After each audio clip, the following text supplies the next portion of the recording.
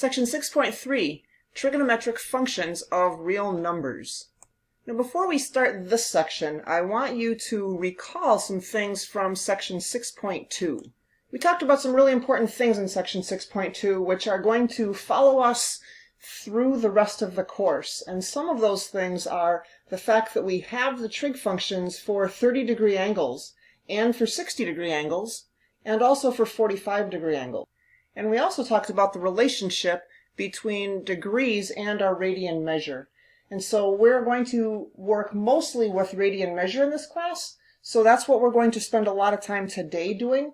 But especially I want you to be aware of the first quadrant. So it might be helpful if you have this sheet out as we're going through our 6.3 notes. The value of a trig function, in other words, the sine of theta equals what, or the cosine equals what, etc. So the value of a trig function at a real number t is its value at an angle of t radians. Well, what does that mean? Well, first of all, we're going to be dealing with a unit circle. And so let's break down what a unit circle means. Well, basically, if you remember from Algebra 2, the equation of a circle centered at the origin is x squared plus y squared equals the radius squared.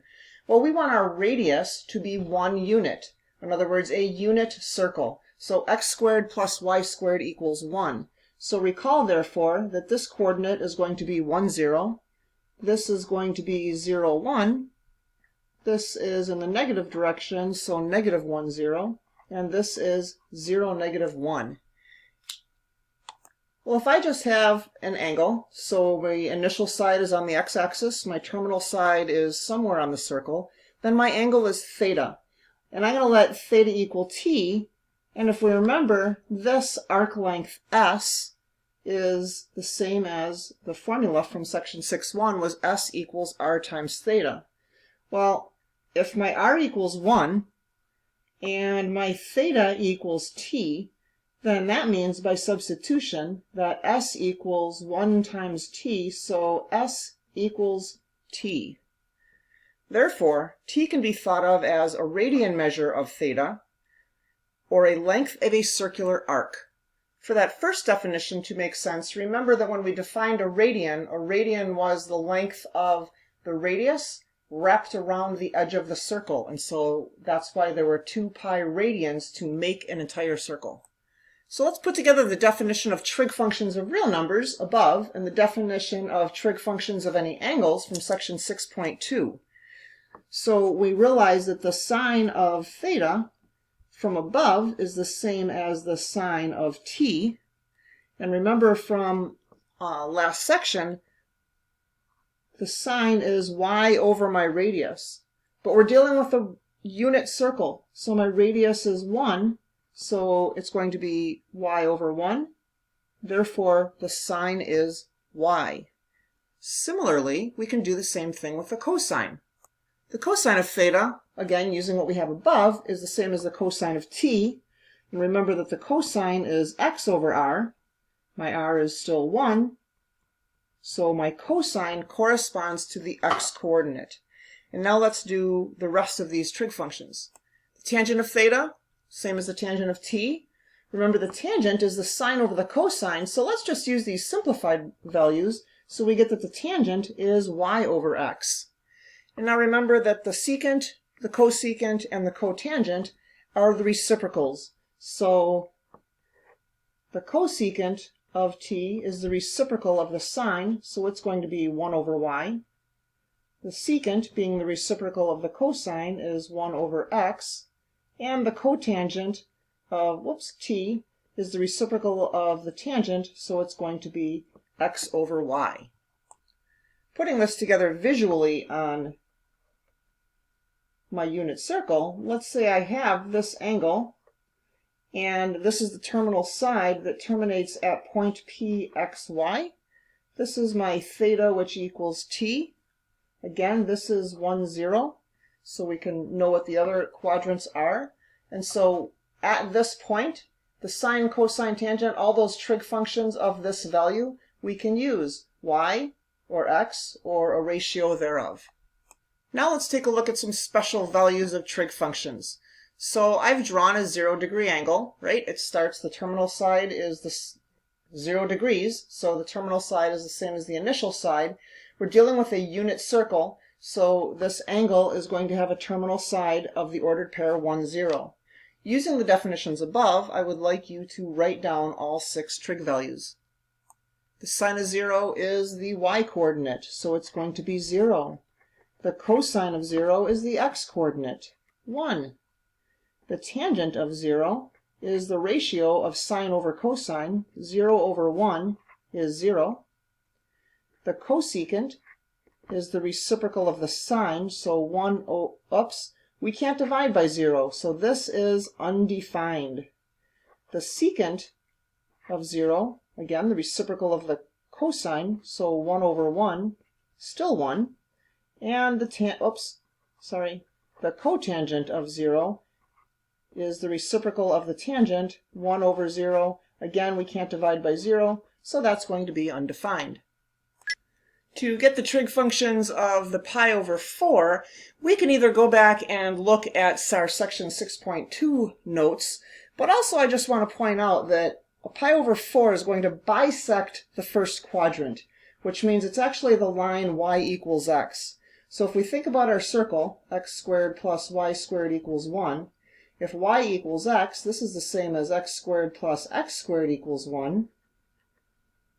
And when I go ahead and solve this for x, and I rationalize my denominator, I'm going to end up with x equals a square root of 2 over 2. And because y equals x, my y also equals a square root of 2 over 2. So now go ahead and write down the trig functions, all 6 trig functions for pi over 4. The sine and cosine are the x and the y. The tangent, remember, is sine over cosine. Well, sine and the cosine are the same, so if I put one over the other, I'm just going to get 1. And then my cosecant. If I look at the example here before I actually rationalize my denominator, I would actually get the square root of 2, and the same with the secant. I would get the square root of 2 because I take the reciprocal, and then the cotangent is also the x over y, so again that's just going to be 1. Then recalling that pi over 2, well, this is 0 and this is pi, so this is pi over 2. The ordered pair, straight up and down on the unit circle on the y-axis, this is going to have the coordinates 0, 1. So using that ordered pair and the definitions that we have above, go ahead and write down the values of all 6 of those trig functions. The sine and cosine should be fairly straight up. They're just the y and then the x. The tangent, remember, is the y over the x, so 1 over 0. Can't divide by 0, so in this case, my tangent's going to be undefined. Doing the reciprocal, I get my cosecant of pi over 2 is going to be the reciprocal of 1, which is 1. The secant of pi over 2, reciprocal of 0, is going to put that on the denominator. Again, that's going to be undefined. And then finally, my cotangent of pi over 2 is x over y. 0 over 1 is 0. Now we've looked at sine and cosine, all the trig functions actually, on the unit circle. Now let's take a look at what these would look like on the coordinate plane. The first thing I'd like you to do is just pause the video and then draw the unit circle on the coordinate plane and label what the 0, 90, 180, and 270 marks should be. Remember, we're on a unit circle. And now I've labeled all these points on my unit circle, but where do they occur? Well, remember, this angle is 0. This angle is pi over 2. This angle is pi. So 0, half a pi, 1 whole pi, 1 1/2 pi, 3 pi over 2. And then again, this is also 2 pi. So go ahead and plot those points for the sine. You're plotting the y-coordinates of each of those points on that coordinate plane. Go ahead and pause the video and plot those and draw a nice smooth curve. And there we have our sine curve. Now I'd like you to do the same thing on the cosine curve, except remember this time, at each of those values, you are plotting the x-coordinate. And there we have our cosine curve. Now, Cosine, all of the trig functions actually, are what we consider periodic functions. And what that means is they repeat themselves. So very similarly to a week. A week is a periodic function. A month is a periodic function. A little bit different with a month because there's 30 or 31 days, right? But a week is definitely a periodic function. Every 7 days we come back to Sunday. If I were to continue these graphs, they would continue having a similar wave. The wave would just continue repeating itself over and over and over. So function is periodic if f of t plus k equals f of t.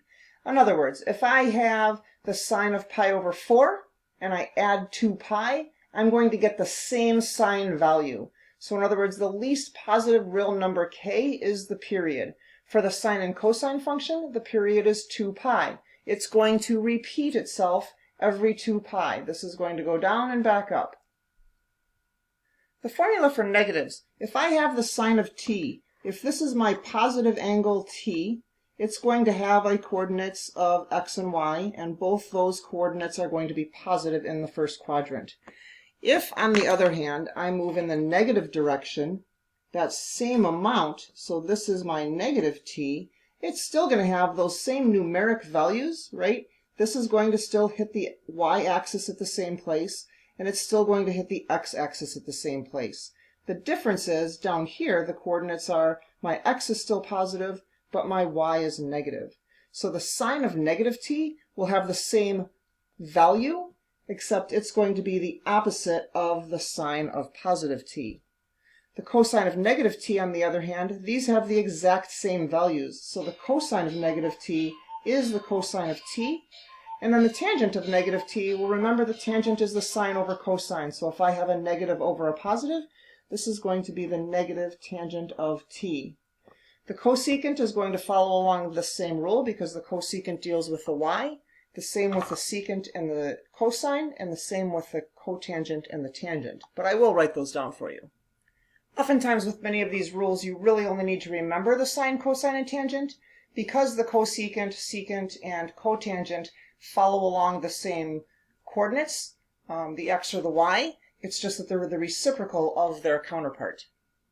Now let's do a couple examples. The point P, x, y on the unit circle corresponding to a real number t is given. Find the values of the trigonometric functions. So we need to graph this point. Negative 3/5, negative 4/5, they're both negative. So it's going to be somewhere down here in the third quadrant. And I can label this point negative 3/5, negative 4/5. And now I'd like you to pause the video and find all 6 trig functions. The sine of t is the y, negative 4/5. The cosine is the x, negative 3/5. And the tangent is the y over the x, negative 4/5 over negative 3/5. Multiplying top and bottom by 5 to get rid of the fraction and the fraction, we end up with 4 over 3. Now remember that the cosecant, the secant, and the cotangent are all just reciprocals of those, so go ahead and write those down. And there we have the remaining 3 trig functions, just the reciprocals. Number 2, if p of t is 4/5 and 3/5, positive 4/5, positive 3/5, find those 3 values.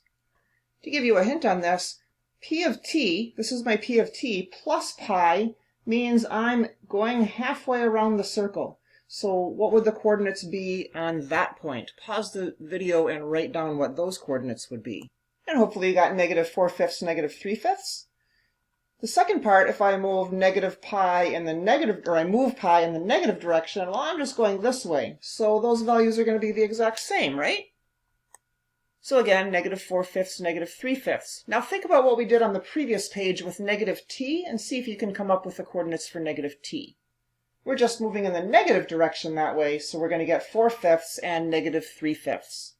For number 3, the first thing I'd like you to do is I would like you to graph the cosine wave like we did on the previous page. And extend it from negative 2 pi all the way to positive 2 pi. And so now I'd like you to try to answer these questions. Where is the cosine equal to 1/2? Well, that's going to be where these lines cross. Where is cosine greater? That's going to be where the cosine is above that line. And where is the cosine negative? Where is the cosine below that line? And so as I'm running out of time, there's the answers. So these intervals, it's above the line. These intervals, it's below the line. If you have any further questions on this, please make sure you come to class and I will try to answer them all.